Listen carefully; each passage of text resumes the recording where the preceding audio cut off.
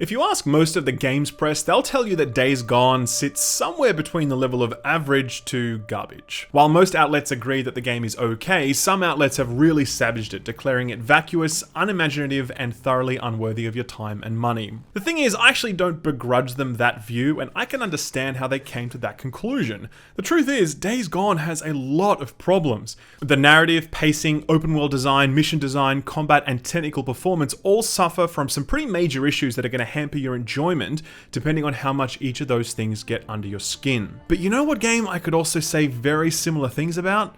Red Dead Redemption 2, a game that has one of the highest Metacritic scores of all time at 97%.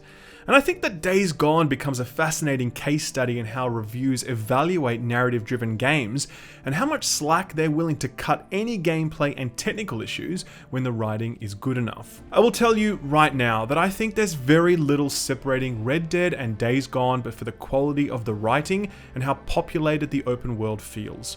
And the shrinking horse testicles, of course. There's been one thing that people have been noticing since the very first trailer was revealed, and that is that the horses have realistic testicles that are fully animated. Both of them are open world games where the world feels rather static and unchanging despite your actions. Both of them have clunky controls and painfully average combat mechanics. Hell, both of them rely on slowing down time to help crutch how bad the shooting is. Both of them are led by a rough outlaw-style protagonist with a fierce loyalty to his own and a heart of gold. Both of them are about the sacrifices needed to survive in a world that doesn't want them there, and where rival gangs and factions are breathing down their neck. Both of them suffer from serious pacing issues that massively undermine the overall narrative impact and risk exhausting the player before they reach the finish line. These are, in many regards, very similar games. I think the comparison becomes even more stark when you consider something like The Last of Us, a game that many consider to be the greatest interactive narrative-led experience and one that sits at 95% on Metacritic. The Last of Us is a game starring a broken man who lost his loved ones at the start of the outbreak of the zombie apocalypse, so exactly the same as Days Gone. Gameplay-wise, Days Gone is remarkably similar to The Last of Us, stealth-focused against zombies with the odd bit of fisticuffs and gunplay. But instead of linear tunnel exploration and laddering, Days Gone presents a large open world to explore, vastly more mission variety, survival elements, and meaningful progression systems. I will confidently say that the gameplay is better and more interesting in Days Gone than it is in The Last of Us, and yet Days Gone languishes with reviews as low as 5 or 6 out of 10 from large-scale media outlets, while The Last of Us is held up as a timeless masterpiece. Honestly, at the very start of this, I would challenge anyone to play through these games and argue that the 22 or 25 point Metacritic spread that lies between them is justified. I think it would be a very hard case to prosecute. Now, I don't want to be obtuse here. I get why a game like The Last of Us and Red Dead get the reception they do.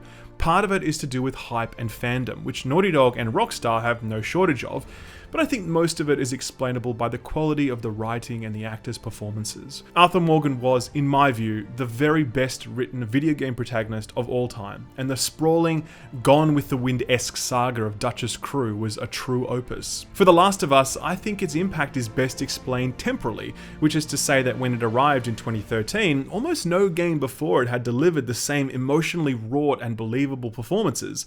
Had The Last of Us been released today, I suspect its positive reception would be far less unanimous. For games such as these narrative-led action games, they live and die on the strength of their story and characters.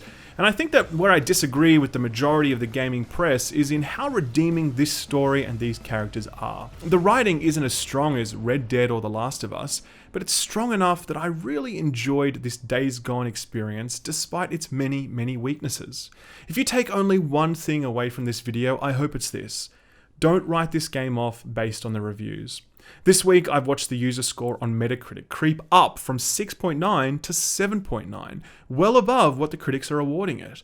Gamers are not shy about sharing their dissatisfaction with a product, and if this game was shit, then it would certainly be reflected in the score. But it's not reflected there because the game isn't shit. In fact, despite its issues, I actually think it's pretty good. I'm going to show you why I think that, but I'm also going to show you all of the stuff that sucks. There's a lot of negative shit to talk about here, and I'm going to go through all of it so that you can make as informed a decision as possible about whether or not to invest the time and money into Days Gone. But remember, at the end of the day, I'm recommending this to you as something worth checking out because I think it has a lot of heart in it. There aren't too many games that come out like this, and you can tell that the developer really put it all on the line. Anyway, enough preamble. Let's get started.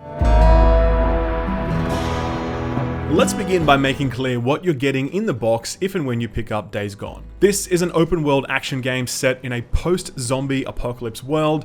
You're in a small slice of Oregon and you're trying to make your way as a drifter bikie when disaster befalls your friend Boozer. You must be brought low, biker man, for you are lost and we are found. We will show you. You are not one of the found. His arm is in pretty bad shape, and to help restore him to health, you start engaging the various camps dotted around the map, each of them with their own personalities, politics, and secrets for you to contend with. Overarching all of this is your desire to figure out what happened to your dead wife Sarah, who you lost track of when everything started going to shit, and who you've never been able to move on from despite the passage of time. Immediately, Days Gone makes smart decisions about how it handles its open world design components. First, the map you're on, it's actually pretty small. You will retread numerous locations multiple times, and far from being a weakness, I always consider that a strength because it means that you come to know these places. You know where the good vantage points are in shootouts. You remember what went down at specific spots as you drive past them again. The space comes to mean something to you rather than just bury you in endless forgettable square mileage like so many other open world games are wont to do these days. It's also quite a pleasant world to explore. It isn't stunning all the way through, but it really does have its moments, especially as you transition from the dense, green, wooded forests to expansive deserts, or when the snow finally begins to fall and the entire map is transformed. Days Gone isn't going to win any awards for visual presentation, but it's clearly very passable, and I think the serenity of the space complements the feeling of being a lonely road warrior, out there with nothing but your thoughts on the open highways and dirt roads. But do you know why we keep going? No.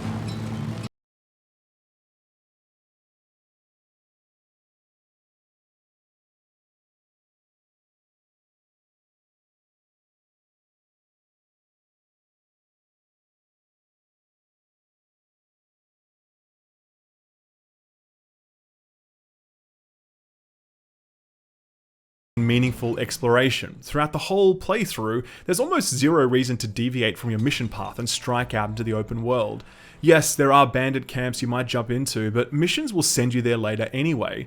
Yes, you might find a random civilian in trouble, but these events are randomly generated and can literally happen anywhere on the map, not in specific locations that you might uncover through exploration. Had the game offered you unique character interactions or dramatic moments or useful upgrades, we might have had some reason to spend time exploring places we otherwise shouldn't, but in the absence of these things, you'll find yourself sticking to the rivers and the lakes that you're used to. Structurally, I'm really pleased to report that Days Gone doesn't lean into the mindless, grindy busy work that are the worst aspects of the open world genre. When you're not on a mission, you can strike out in any direction to find freaker nests to burn down, bandit camps to clear, freaker hordes to eradicate, or just abandoned buildings you can loot. If the satisfaction of clearing sections of a map is something that appeals to you, then Days Gone offers plenty of that, and with enough variety within that formula to keep you interested. The game will give you side missions that send you to these places, but these missions are almost always optional and you can skip them. These missions are your stock standard fare, like clear camps and hunt down bad guys or burn out freaker nests, but the game does a good job of delivering these to you at a steady, almost drip-fed pace, meaning that they become a refreshing break from the dense, cutscene-focused main missions. You'll typically do 1 or 2 main story missions, and then you'll be asked to clear out a bandit camp, complete another 2 main story missions, and then you'll get a radio call to go rescue a hostage from a different camp. You know exactly what to expect when these missions pop up, and none of them will surprise you, and they are, most of them, optional. but I think they play an important role in pacing the adventure, ensuring a surprisingly well-maintained balance of dialogue and gameplay. I personally hate doing open world busy work, but I found myself doing and enjoying these quests because they always felt like they arrived at just the right times when I was looking for something different to do. I'll also make the very important point that there's no grinding required in this game either. Games like Assassin's Creed or even The Witcher 3 will force you to grind levels before continuing on the main story quest, but because Days Gone doesn't have any level gating and enemies don't scale or become more powerful throughout your playthrough, you can tackle every mission as you find it, which immediately flows into the next mission uninterrupted. I think this is where I really want to push back on a lot of the criticism that Days Gone has been getting about its open world design, with a lot of that criticism saying that the game is repetitive and it lacks innovation. I think these are both unfair charges to lay at the feet of Days Gone. This game is some 50 hours long, and I almost never felt a sense of repetitiveness set in.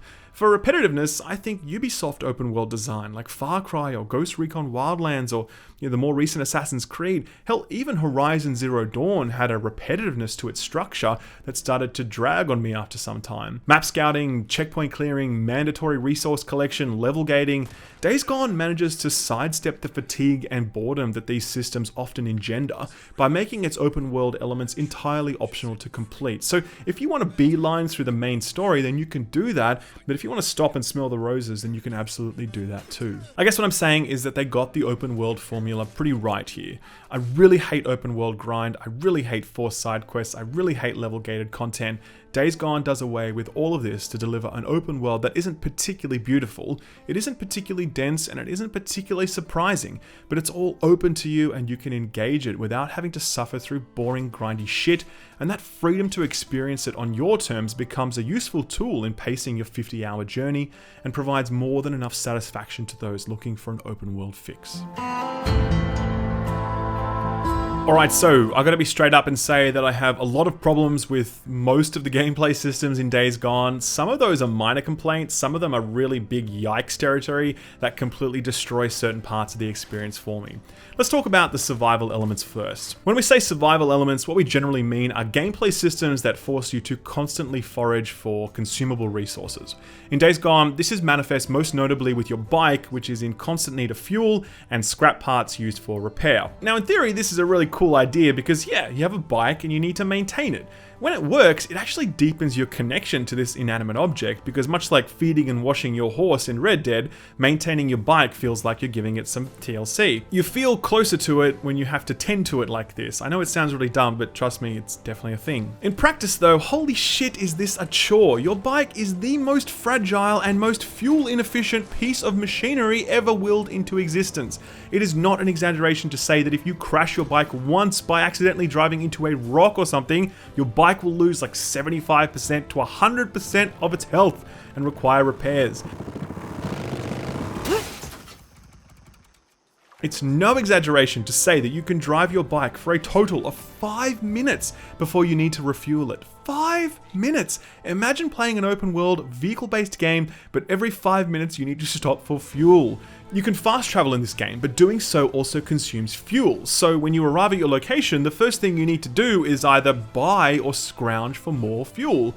It's crazy, and it's been way overtuned here unnecessarily. I will say that owing to careful preparation, I've only run out of fuel a few times during my playthrough, and on 2 of those occasions, they were actually some of the best moments I've had playing this game. One time I was right underneath a horde of zombies, so I had to carefully sneak around while I was hunting for fuel so I didn't disturb them. And the other time I just couldn't find any fuel for ages. I spent like 30 minutes walking up and down roads looking for fuel because I was kind of stranded out in the middle of nowhere. I know this sounds annoying, but separate from my bike, I had to contend with all of the game's systems at once. Combat, exploration, stealth. I really felt like I was experiencing the full game in that moment, and it was really great, but I think that I appreciated it because of how rare it was.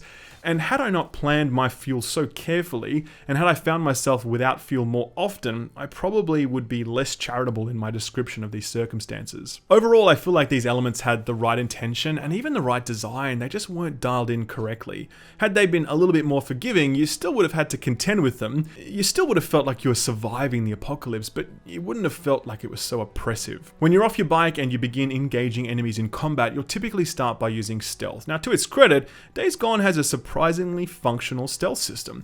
You can use shrubbery to avoid detection, throw rocks to distract enemies, stealth kill silently, and then disappear out of view before anyone knows what's going on. The problem is that enemy field of view is comically bad, and it really shatters the sense of immersion and satisfaction.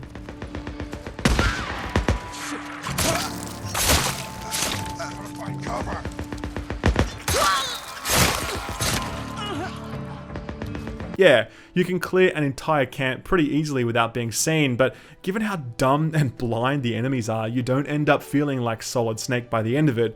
Stealth works really well, it's just that the enemy AI isn't up to snuff here, and it does cheapen the overall stealth experience. The core issue with the game's mechanics, however, is combat, and in particular shooting. I will tell you that about halfway through this game, I almost completely gave up on using guns at all because they are so annoying to use and because melee is just so much more reliable as an alternative. Issues with gunplay exist at every possible level. Firstly, the guns themselves feel awful to use. The feedback and recoil is entirely off, and keeping them locked on target is just awful.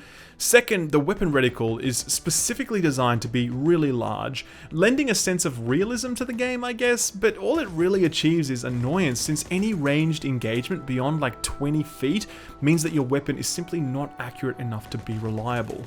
There's a talent that helps improve this slightly, but it's nowhere near enough to offset how bad it is. Enemy movement is actually a huge culprit within this, because shooting an enemy results in them spasming wildly and instantaneously, meaning that you have to immediately adjust your aim, and by the time you do that, they've already moved again. Zombies as well, they bob their heads up and down and sidestep, making it equally difficult to target them. And I know it sounds dumb to complain about enemies moving when you shoot them, but good enemy design is partly about making targets shootable without things feeling frustrating, and Days Gone really fails in that regard. The point about enemy movement is actually really closely linked to one of the game's survival elements, namely ammo economy. Ammo is a really scarce resource in this game, especially at the start before you secure some upgrades and an ammo pouch for your bike. This means that every shot has to count, since you can't just dump bullets into a target, which means that you're aiming for headshots because it's the only way to do enough damage to bring down your targets given how little ammo you have, which means you're typically missing because of the way that enemies move, which just results in this horrible cycle of annoyance and frustration and bleh. Contrast all of this with the melee weapon system, which has an entire skill tree devoted to it that makes it possible for you to one or two shot enemies, allows you to craft and repair your melee weapons, and generally makes you an unstoppable powerhouse. I mean, when I got deep enough into this tree, I would just walk into shootouts and just charge at people like Rhino, because I knew I could KO them instantly when I reached them. For a game that's trying to create something that feels broadly realistic, the idea that a 2x4 is more useful to me than my assault rifle feels pretty silly and is a sign of a pretty serious design misstep. Think you can get through all this? So while combat sucks, there's one area of Days Gone's gameplay systems that I found extremely impressive, and that's player power progression, for the simple reason that there actually is some. See, in most games these days, particularly AAA games intended for the mass market, player progression is more like faux-gression, because while you have all of these new weapons and armor and mods and upgrades and talent trees, they're all meant to make you feel more powerful, your enemies become more powerful as well, which really just cancels out the net increase in your power relative to the enemies. You have more points in your talent tree and better stats, but you don't really feel any more powerful at the end of the day. It's not like that in Days Gone. When you begin, your bike will feel slow because its engine sucks. You have a crappy weapon and really low ammo count. You cannot craft many important tools that make combat more manageable. The first 10 to 20 hours of Days Gone are the hardest and most arduous because you are at your weakest. But as you play and unlock bike upgrades and new weapons and ammo upgrades and new talent points and new craftable items and stat increases, you become way more powerful while the enemy you fight stays largely the same. There are some new enemy types introduced and some of them have more HP, but 98% of the time you're fighting enemies where the power differential can actually be felt, and I really enjoyed a AAA game having the confidence to develop a progression system as meaningful as this. Despite this, I won't conceal the fact that much like Red Dead and much like The Last of Us, I really enjoyed Days Gone up to the point where the guns are drawn and it's time to play the video game parts of the video game. I know for a lot of people this immediately relegates this title to a hard pass. You want your video games to have good gameplay, right? Interactivity and agency are the principal virtues of the medium. Sure, I get that, and I can certainly respect that view, but it's not one I subscribe to. I think there are lots of incredible gaming experiences I've had that were about everything other than the gameplay, so I'm willing to overlook these parts of Days Gone because I'm playing it for all the other stuff, and the frustrations that I do encounter aren't so egregious that they ruin the experience for me. I was reflecting recently on perhaps the biggest criticism of Days Gone, the one that complains about it being just another zombie game, and this idea that we're all so sick of zombie stuff and Bend Studios should have dug deeper to come up with something more imaginative. A lot of people roll their eyes at the game calling zombies freakers, since this is apparently too generic and lazy a name, and they should have just stuck to calling it zombies. I was thinking about all of this while I was watching the Battle of Winterfell, a battle some 7 years in the making that is indisputably the most anticipated television event in recent memory. A battle against zombies, imaginatively named White Walkers because they're white and they walk. It was then that I realized that what people are complaining about with Days Gone isn't the presence of zombies, it's how generically they're implemented. It's not that zombies are bad, it's just that they aren't good in Days Gone. Having completed Days Gone, I've come to a viewpoint that I really wouldn't have expected at the outset, and that's that this shouldn't have been a zombie game, because it wasn't really a zombie game in the end anyway. Yeah, we're in the post-zombie or freaker apocalypse. Yeah, they provide some elevated tension here and there, but the truth is that most of the story, and certainly the best parts, aren't about the zombies at all. They're about the struggle that each camp is facing to maintain order in its ranks, or deal with bandit incursions, or negotiating treaties with other camps, or rescuing people who went out on patrol and never came back. Yes, the catalyst for all of this are the zombies and the collapse of society, but there are lots of different ways for a society to collapse, and I really feel like had the developers chosen one of those, you wouldn't have so many people rolling their eyes and dismissing Days Gone as just another zombie game. I actually feel this really strongly because of how much I've enjoyed Days Gone's cast, its setting, its storyline, and its themes. Deacon St. John is the center of it all, and voiced by Sam Witwer, he does just such an exceptional job of making Deacon so charming and engaging and watchable. The bike that your men stole, that your men parted out. Salvage, Deke. Salvage. All right. I'll try to keep that in mind. By the way, nice hat. What? No, this one. Don't you ever touch Now, it. hold on. Leon wore a hat like this, didn't he? Cope, I swear to God. Don't. You want to do business in my camp? You start doing some runs for me. Every single line is so perfectly delivered, whether he's shouting from his bike or whispering in a cave.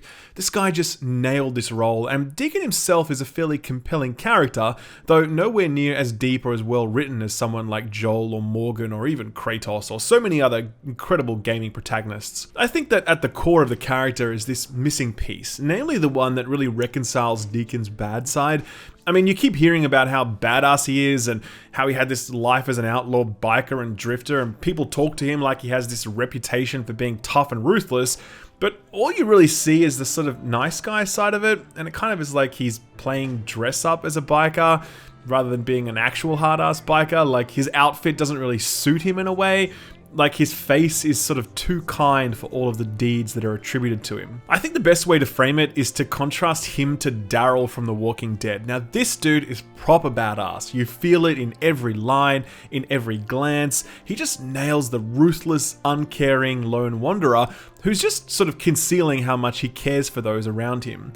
Daryl feels on point in a way that Deacon never quite does. Through Deacon, though, we're able to see a really worthwhile and interesting character arc, though one that is held back by some of the game's design and narrative choices.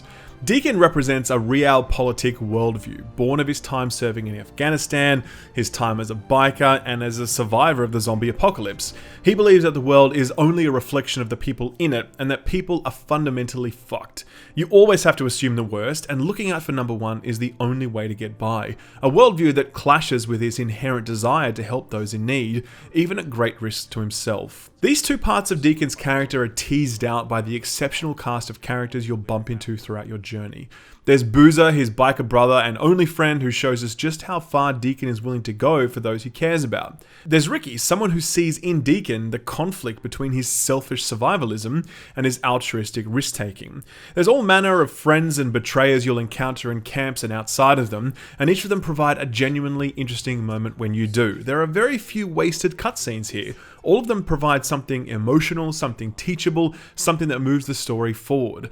Like I said, it's not the best writing you're going to come across, but it's solid. It's like watching a solid B-grade TV show. I think the writing is at its best when it leans into the different themes and ideologies that people cling to survive. One camp is run by a doomsday prepper and self-professed prophet of the end times, Mark Copeland, who uses his radio channel to attack the government for its role in the outbreak and to celebrate his Second Amendment rights, arguing that it was only those with guns that were able to survive. There's Tucker, a former jailer who now runs her own survivalist camp like a working prison. It's brutal there, but her justification is simple. How much does free will matter when everybody's starving? Is not the brutality required to keep someone working justified when their laziness and inaction will see other people go hungry?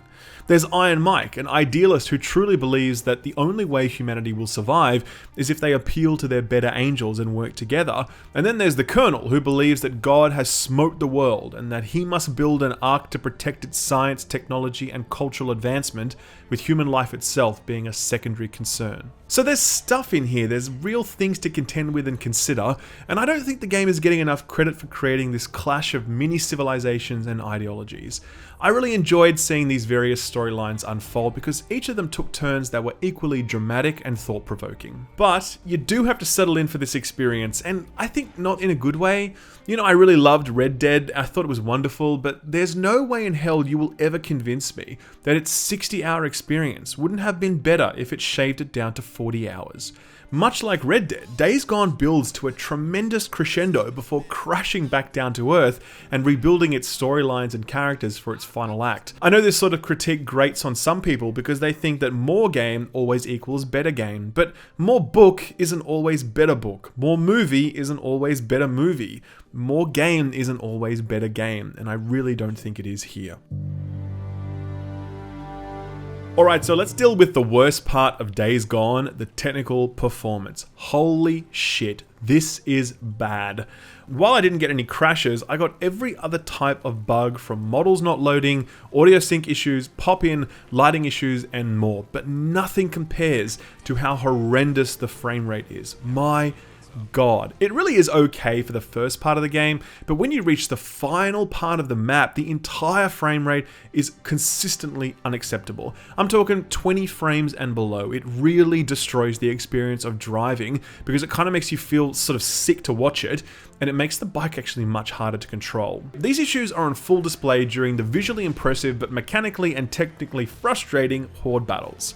The flagship gameplay feature of this zombie game was this incredible technology that could put hundreds of zombies on screen at once, and they'd crash like water over obstacles and demolish things in their path. These fights are rare in the early parts of the game, but toward the end you have to take down at least 4 or 5 hordes as part of the main quest, and it's in doing these repeatedly that you see just how much of a toll it's taking on the engine. The footage I have here doesn't really demonstrate it because it's from the early part of the game, but in the new part of the map with even more zombies running around, frame rate drop is totally out of hand, and it really spoiled what was supposed to be some of the game's pinnacle moments. I played this game on a PS4 Pro on 4 different patches during the review process, ending on patch 1.05. All of these issues were still there. This is unacceptable, like really unacceptable, especially from the likes of Sony, where you expect a level of quality given that it's a first-party release. To put it in context, this is way worse than what I experienced with both Anthem and Fallout 76. Way worse, and I think anyone is justified in saying that the game doesn't deserve their money based on this fact alone. It's coming from, okay? It's like, you know what Todd's like, you know what people like? God rays. God rays out of the fucking earth. If you're a regular viewer of my channel, you know how hard I flayed Anthem and Fallout, but the technical performance side of things was actually the least of my concerns with those games. Generally speaking, technical issues eventually get fixed, and while I don't think games should release in a shoddy technical state, I have given plenty of games a pass for this while reviewing them. Games like Nier, or Kingdom Come, or Darksiders, or heaps more. reviewing and critiquing games isn't some science. I do think there are some things that you can say are objectively good or objectively bad. Frame rate loss is one of those things, but game drags on too long isn't one of those things. And I think terrible weapon mechanics is squarely in that grey area, because while most people will find this part of the game very poor, I'm sure some people will actually love it. This all becomes even more difficult in the context of these narrative-driven games, because at the end of the day, they're trying to tell stories more than they're trying to be highly functional video games with highly refined mechanics. The Last of Us and Red Dead aren't held up as some of the best examples of our medium because of their combat. They're loved the way they are because of the story they imparted, and because of how they leave people feeling at the end of their journeys. There's plenty of problems here in Days Gone, but as I walk away from it after completing its 50-hour campaign, I'm struck by how much heart the game has. It's a funny word to use, but I was really surprised to find that I wasn't the only one that thought that. Easy Allies said exactly the same thing in their review, and so did Yong Ye. Days Gone feels like a game that had a wildly ambitious vision 7 years ago when they first began work on the project, but this generation has been the generation for the open world game. Every game has gone open world. So through no fault of the developers, that vision has become inherently less ambitious and more familiar to us as an audience, and to some, even tired and worn out. What was never compromised or lost, however, was how much effort would go into the game's story and characters. Despite all of the shortcomings, many people will connect with what Bend Studios have done here in a very real way, so don't let the reviews dissuade you. I'm not promising you that you'll love Days Gone. I'm not even promising you that you won't hate it. But if there's a chance that you might like it despite its issues, I really think it's worth your time and money. I certainly enjoyed it far, far more than I would have expected.